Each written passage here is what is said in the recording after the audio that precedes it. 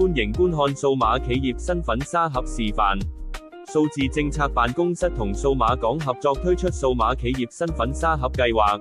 旨在俾有興趣採用數碼企業身份嘅企業同政府部門做概念驗證同開發應用方案。喺呢個示範案例入面，我哋會展示電子服務點樣用 Corp ID 沙盒驗證幾個主要流程。遙距開戶示範。透過數碼企業身份嘅身份認證功能，電子服務可以幫企業實現遙距開立公司帳戶，認證企業身份同核實企業代表嘅授權，有效減省繁複嘅紙本流程，仲可以加快申請同審批嘅速度。首先，喺開戶嘅過程中，電子服務要提供用戶一個 Corp ID 嘅按鈕，點擊之後，電子服務會連接到 Corp ID 沙盒，獲取授權嘅二維碼連結，然後用戶開啟智方便流動應用程式測試版，掃描二維碼，授權電子服務提取企業資料。用戶授權之後，電子服務可以根據呢次授權票證，調用 Corp ID 沙盒 API 獲取用戶嘅個人同企業資料，幫用戶自動填寫表格。登入電子服務示範。企業用戶可以用數碼企業身份以簡單、安全又方便嘅方式登入各類網上服務平台，即時管理企業帳戶同查閱相關資訊。首先，電子服務要提供用戶一個 Corp ID 登入嘅按鈕，電子服務會先連接到 Corp ID 沙盒，獲取授權登入嘅二維碼連結。用戶開啟智方便流動應用程式測試版，掃描二維碼，完成登入授權。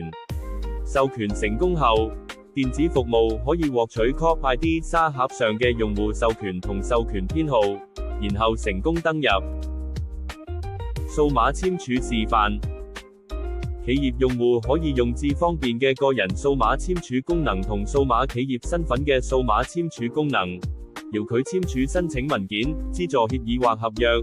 取代傳統紙本簽署同公司印章，減少繁瑣流程，又可以簡化網上審核程序，同埋確保簽署嘅真確性。用戶登入之後，如果需要進行數碼簽署，電子服務首先將文件，例如 PDF 計算集湊值 hash， 然後調用 Corp ID 沙盒 API 發起簽署請求。用戶會收到授權通知，喺智方便流動應用程式測試版預覽同確認簽署文件。用戶需要用生物認證完成簽署授權。簽署成功後， Corp ID 沙盒會回條，提交已完成嘅簽署結果。最後，電子服務可以將簽署嘅文件供用戶下載，然後用普通 PDF 工具檢查簽署嘅資訊。預填表格示範。電子服務利用數碼企業身份嘅預填表格功能，喺獲得企業授權後，可以自動填妥企業資料，幫助企業快速完成申請，免除重複提交資料，減輕行政負擔。用戶登入之後，如果需要用預填表格，因為已經登入，就唔需要再掃二維碼授權。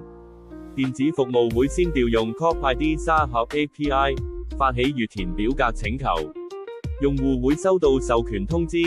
喺智方便流動應用程式測試版預覽同確認授權提取企業資料。授權成功後， Corp ID 沙盒會連同獲授權嘅個人同企業資料回調到電子服務，幫用戶自動填寫表格。有咩問題？歡迎查詢。